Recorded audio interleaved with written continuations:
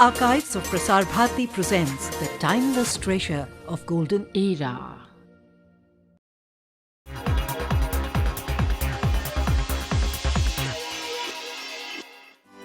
India is a vibrant and pluralistic nation and a federal democracy.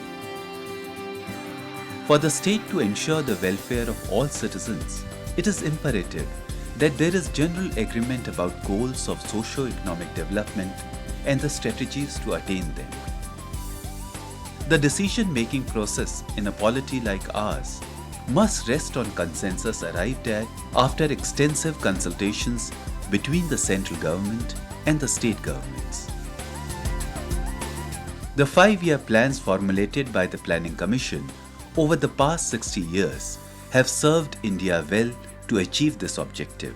Planning Commission in India has endeavoured tirelessly to accelerate growth of the economy and social justice to enhance the welfare of all citizens.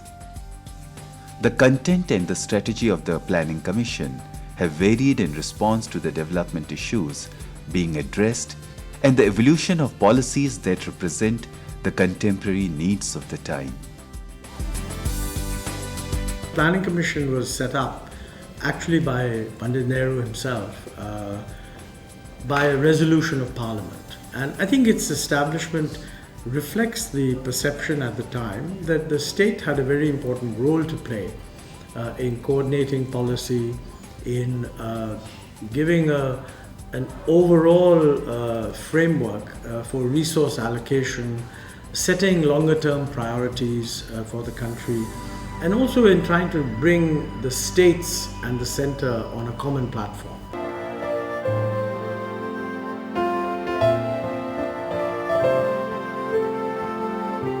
Planning Commission agenda since independence was inspired by the vision of the founding fathers of the nation and coped heroically with gigantic challenges, at times in extremely adverse circumstances. The founding fathers of the nation had a vision of an India free from poverty, illiteracy, and social prejudices born of ignorance. The father of the nation dreamt of wiping each tear from each eye. And his political ire, Pandit Nehru strove tirelessly to turn this dream into reality. The dream shared became an inspiring vision that in turn galvanized hundreds of millions of their compatriots. Political independence, the freedom fighters realized, was meaningless unless coupled with economic self-reliance. At the same time, prosperity would remain an empty shell unless it was blended with removal of glaring disparities. It was obvious that this was a gigantic task that could not be accomplished without adequate planning. The saga of planning is the most stirring one in the story of India since independence. It was a product of a particular philosophy. When India became free, we had all the indicators of underdevelopment, backwardness, low level of agriculture, only 17 million tons of food grain, very low level of savings. So how do we invest? Low level of technology, low level of technological education. So we had all the baggage of underdevelopment. मुल्क में कोई बड़े सवाल हल नहीं हो सकते जब तक कि आम जनता का उसमें पूरा हल करने में सहयोग न हो और मदद न हो. Nehru, in an evocative phrase, had said that everything can wait, but not agriculture. Over 2/3 of Indian population at that time resided in villages, and most of them depended on agriculture for their livelihood. The problem of agriculture was full of complexities.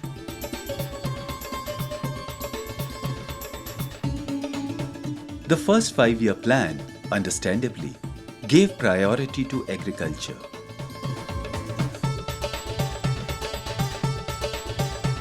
In the first phase of plan development, building of large dams was undertaken. The gigantic projects captured the imagination of the people and galvanized millions. In these early years, India received valuable cooperation from Soviet Union, who had a proven track record of executing massive projects in irrigation, flood control, and development of infrastructure. Unprecedented energies were unleashed. Nehru called them the temples of modern India.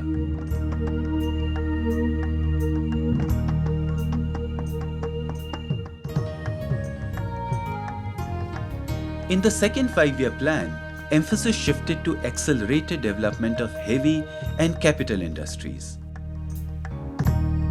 Steel plants like Bhilai were set up with Russian assistance.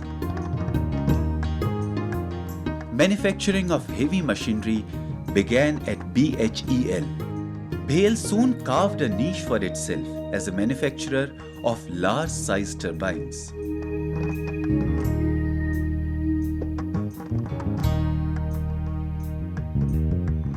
It was with the second 5-year plan that the Nehru Mahilan Abis model was put in practice, and the momentum continued in the third 5-year plan. The Commission has played a very significant role in the growth of industrial sector.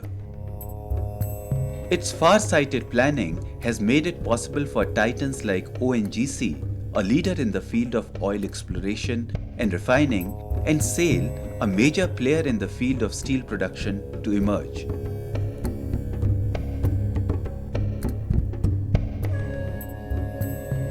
The Gadgil formula, named after the then Deputy Chairman of the Planning Commission, sought to make mid-course corrections in the light of experience while preparing the blueprint of the fourth 5-year plan and provided for a more balanced distribution of resources amongst the states.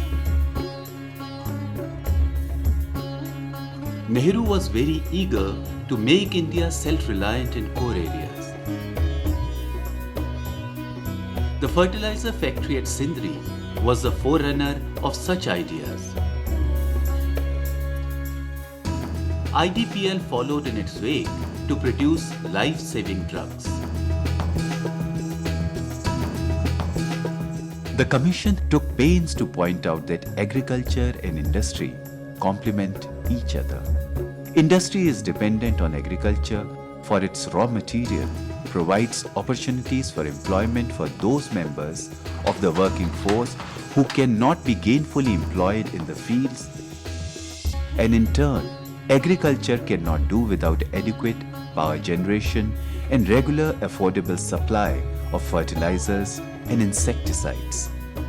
During this 11 5-year plan, planning process itself has undergone a tremendous transformation. You know, in the early stages, in the 50s and 60s, when we were talking about commanding public sector as commanding heights, that time the kind of planning which was done was completely different from the kind of planning which is done now. Planning Commission was playing that role very effectively at that time. But then came 1991. 1991 was truly a watershed year as far as India is concerned. While it is true that with liberalization and privatization, there is no need for constant government regulation and intervention of economic enterprise,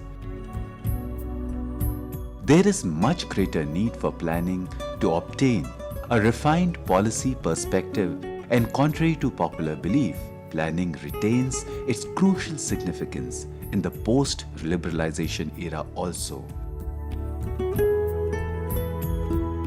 The emergence of the WTO regime and the tidal wave of globalization have not left India untouched. Paradoxically, this moment of great opportunity is also fraught with great hazards.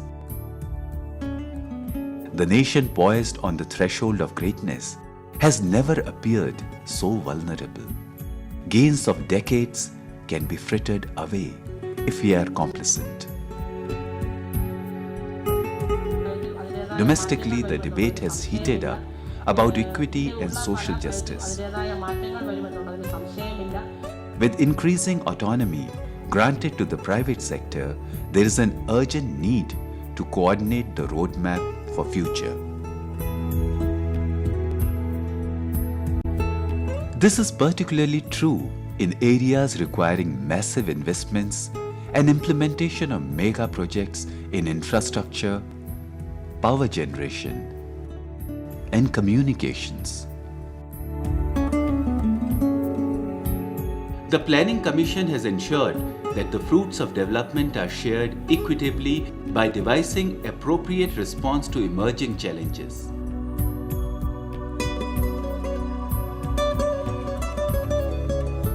Making a plan involves a lot of consultation. I think one of the most important changes that has occurred over the last 20 years, I would say, is the realization that, 20 years ago on almost anything, 80% of the knowledge was supposed to be in the government and 20% was outside. This is now reversed. Today on almost anything, 80% of the knowledge is really outside the government, only 20% inside. So a plan has to be made after very extensive consultation with other people, experts in the first instance, but also academics, representatives of civil society, and so on. The Prime Minister is the chairman of the Planning Commission, which works under the overall guidance of the National Development Council. The Deputy Chairman and the full-time members of the Commission, as a composite body, provide advice and guidance to the subject divisions for the formulation of 5-year plans, annual plans, state plans, monitoring plan programs, projects and schemes.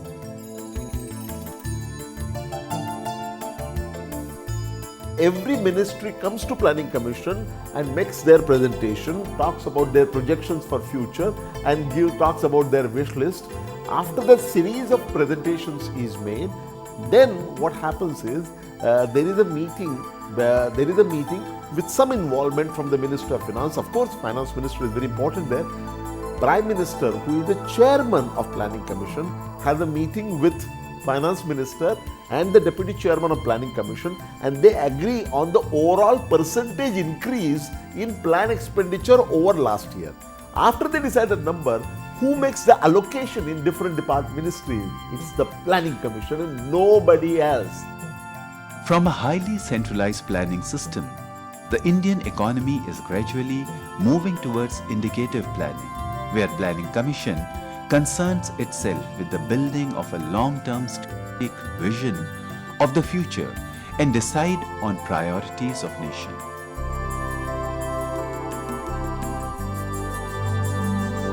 With the emergence of severe constraints on available budgetary resources, the resource allocation system between the states and ministries of the central government is under strain. This requires the Planning Commission to play a mediatory and facilitating role, keeping in view the best interest of all concerned.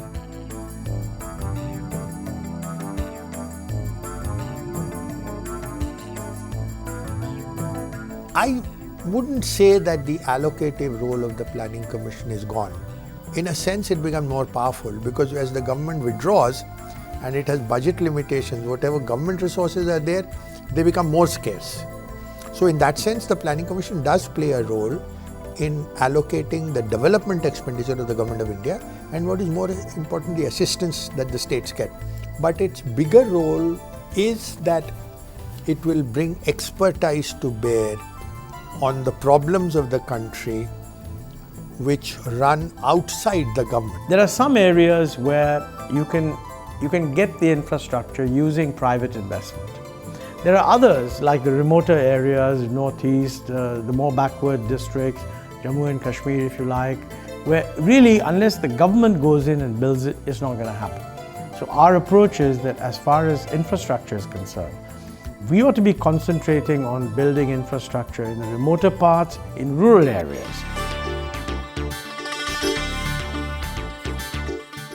The Planning Commission has played a significant and successful role in the reduction of regional imbalances and clearing disparities. Such imbalances are particularly painful in peripheral regions or states like Jammu and Kashmir that present difficult strategic challenges. The priority for the Commission has been to design and implement projects that generate employment and improve connectivity.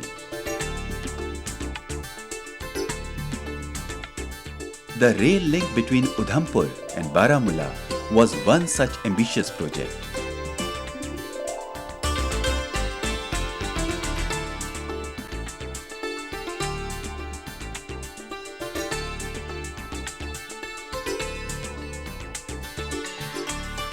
The state has great potential for hydroelectrical power generation, and the Commission has sought to harness it best it could, even in disturbed times. Special development packages, not merely symbolic but substantial, are required to combat simmering discontent and dangerous alienation.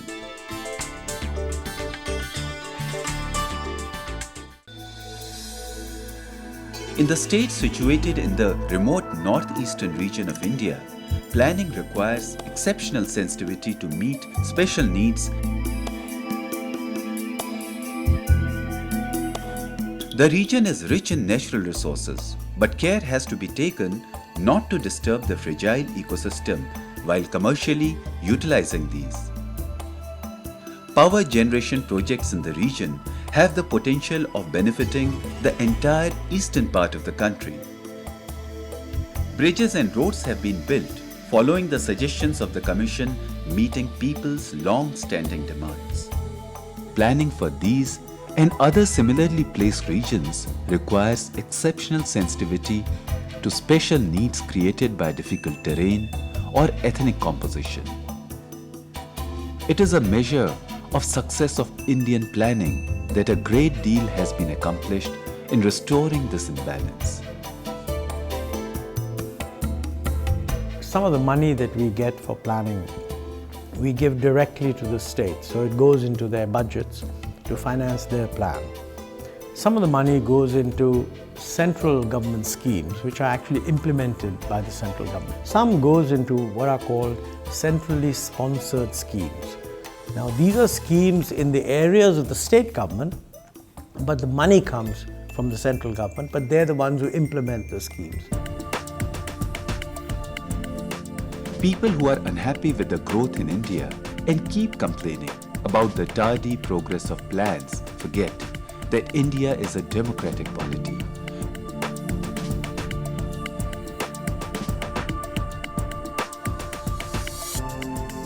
No plan targets can be declared from above, nor implemented disregarding the wishes of the people.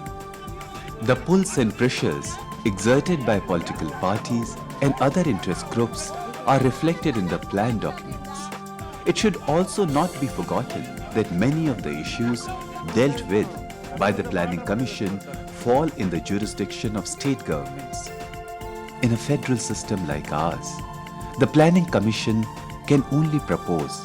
The disposal is the prerogative of the state governments.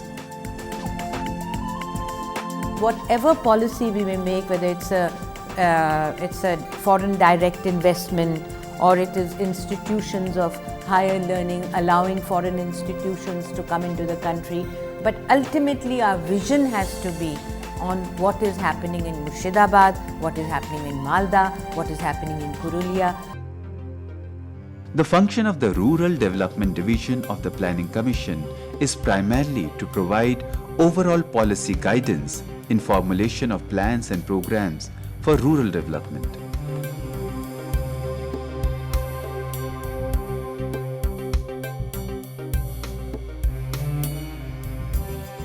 This is the nodal division for matters relating to poverty eradication, employment generation in rural areas, development of watershed, and degraded land. National Rural Employment Guarantee Act (NREGA) was launched in February 2006. The program was expanded to 330 districts in the year 2007-2008 and covers the whole country from April 2008 onwards. The primary objective of the scheme is to provide guaranteed work for 100 days for any household wishing to have such employment. Although all households are eligible, the expectation is that only the poorer sections, that is landless labor and marginal farmers, would actually seek work.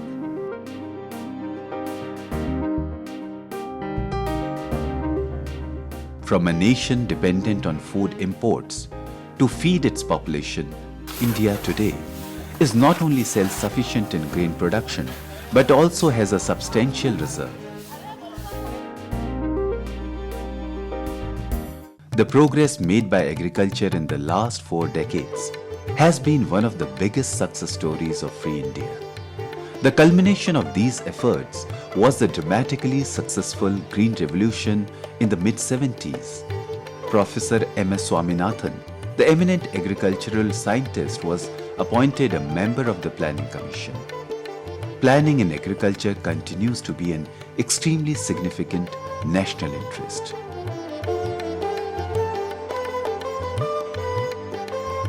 Livestock too plays an important role in Indian economy and is an important subsector of Indian agriculture. The contribution of livestock to the GDP is about 4.5%. The Planning Commission takes adequate care to make provisions for research and extension work in this field so that animal husbandry can supplement the earning of those whose livelihoods depend on agriculture.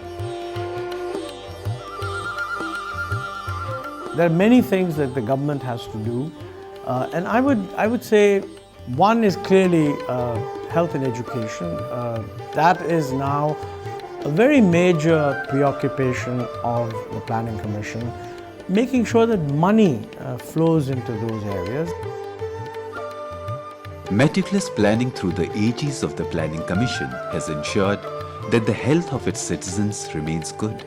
The planners have always realized that prevention is always better than cure.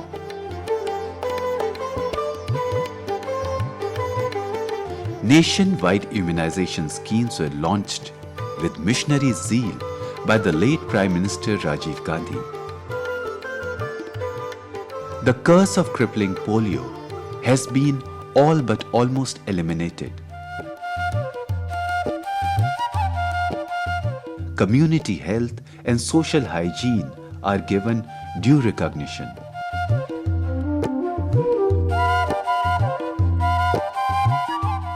Perspective planning, constantly undertaken, has effectively mitigated the impact of pandemics like HIV/AIDS and tuberculosis. People in the remote areas had difficulties accessing proper health care. Mobile health clinics all over the country, and especially in the mountainous regions, have come as the solution for this long-standing problem. Fully equipped health facilities inside it are bringing much-needed relief to these people.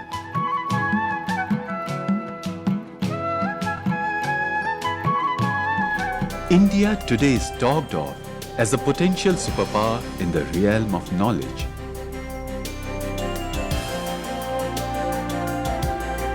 Graduates of IITs, IIMs and AIIMS are reckoned amongst the best and the brightest anywhere else in the world.